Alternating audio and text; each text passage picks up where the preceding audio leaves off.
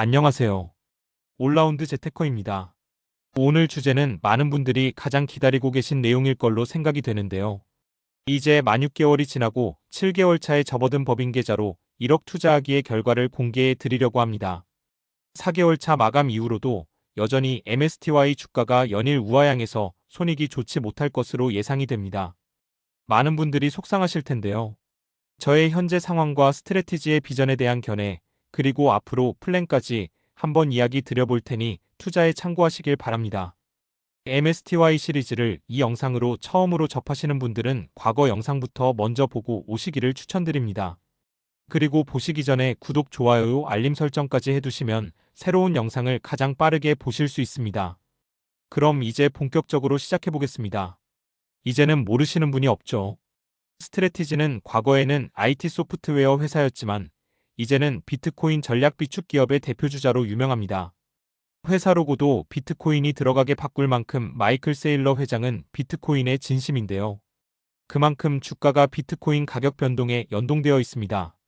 그런데 주가가 연일 하락하다 보니 비트코인을 무려 67만 개나 모았는데도 불구하고 모든 이들의 조리돌림을 당하는 회사가 되었습니다.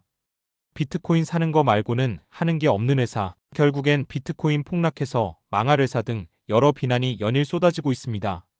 스트래티지의 주가 흐름을 보면 비트코인 현물과 비교했을 때 괴리가 더욱더 벌어지는 모습이 보이고 있고, 스트래티지의 커버드콜 종목인 MSTY도 말이 필요 없을 정도로 비트코인과 괴리가 커지고 있습니다. 저 괴리만큼만 따라잡아도 모두들 행복할 텐데 말이죠. 그런데 이런 상황에서도 우리의 세일러 형님은 오늘도 비트코인을 사고 있습니다.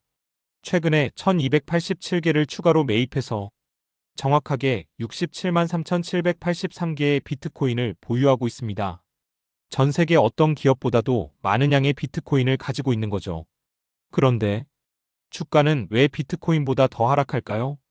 원인은 바로 시장에서 자꾸 노이즈가 발생하기 때문입니다. 최근에 가장 큰 이슈로 부각되는 것이 바로 MSCI 지수 퇴출 이슈인데요. 이슈의 발단은 이렇습니다.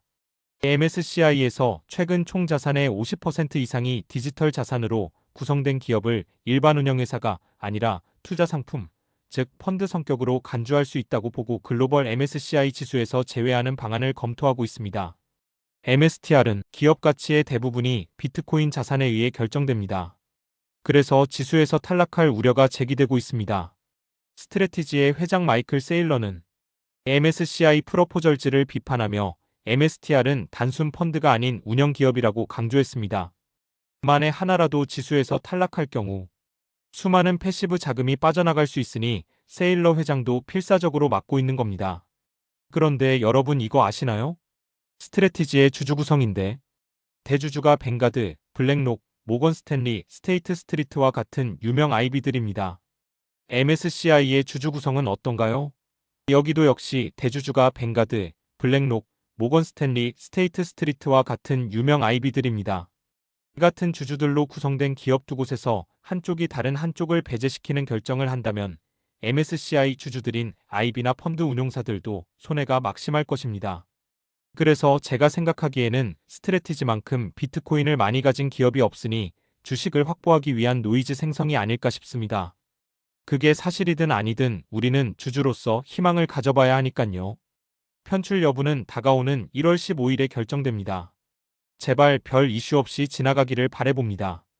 제가 이렇게 긍정적으로 생각해보는 이유는 또 있습니다. 스트래티지의 차트인데요. 과거에 큰 조정이 있었던 시기를 보면 엘리어트 파동 이론 중 조정 3파인 ABC 파동을 끝으로 긴 횡보 구간이 발생한 뒤 다시 비트코인의 상승과 함께 스트래티지도 크게 상승하는 모습 보이실 겁니다. 이번에 10파까지 하락이 나왔다고 판단이 되고 이제 등락을 거듭하며 횡보하다가 다시 비트코인이 크게 상승할 때 큰 수익이 나오지 않을까 생각해봅니다. MSTY 같은 커버드콜은 횡보장에서 더 강세이니 횡보 기간 동안의 배당금으로 추가 투자를 해봐도 되겠네요. 여기까지는 MSTY가 하락한 원인과 앞으로의 전망이었고, 이제는 제가 투자한 현황을 공유드리겠습니다.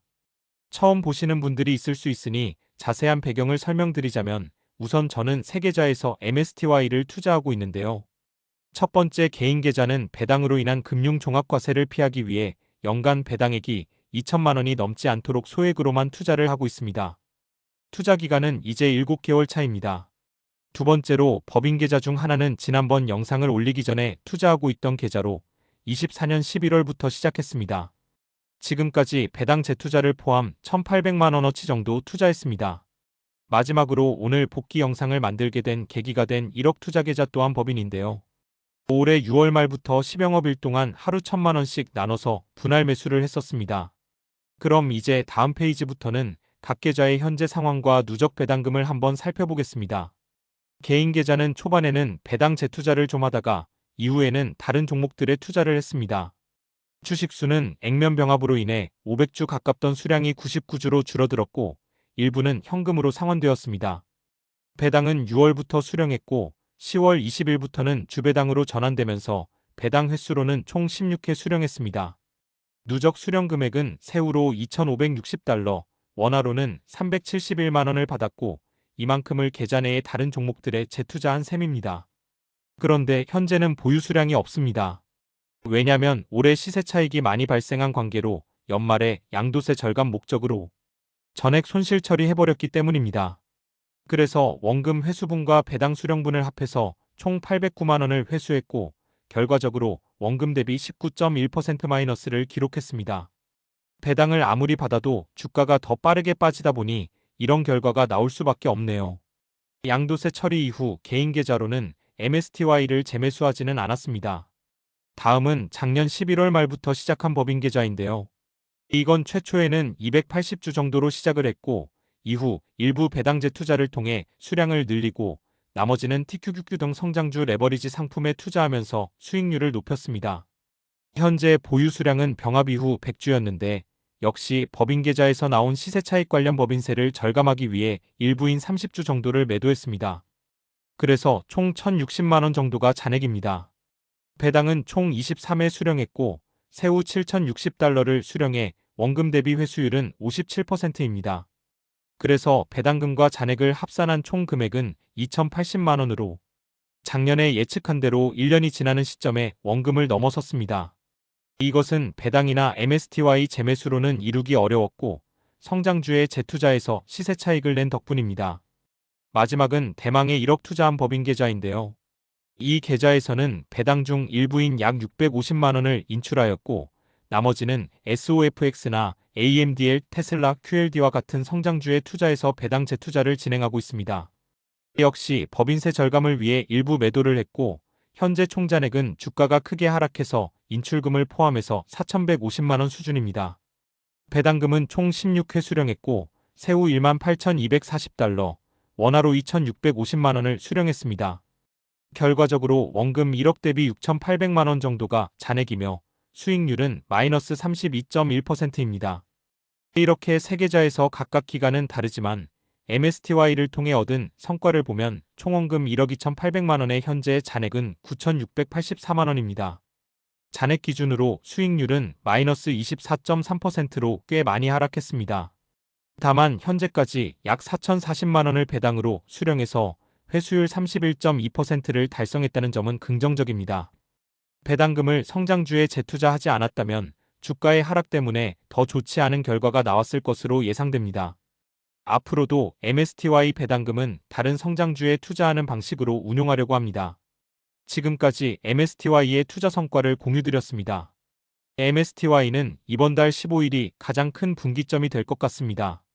꼭 좋은 소식이 들려와 주기를 바라봅니다. 저는 MSTY 종목 외에도 각종 레버리지나 지수투자 종목들을 통해 수익을 내고 있습니다. 저희 멤버십 회원님들께 먼스리로 공개해드리는 제 투자 포트폴리오 자료의 일부인데요. 25년 12월 말 기준으로 양도 차익과 배당을 통해 1억 7천만 원의 최종 연간 수익을 냈습니다. 지난 영상에서 연말까지 목표를 2억 원으로 잡았었는데 연말에 양도세 절세 목적으로 손실 중이던 종목들을 손절하면서 마이너스 5,332만 원이 발생했고 덕분에 수익이 깎였습니다. 이것만 없었어도 달성했을 텐데 말이죠. 제가 요즘 레버리지 투자나 특정 테마 종목보다는 안정적인 대형 우량주 위주로 포트를 바꾸려고 하는 이유가 바로 여기에 있습니다.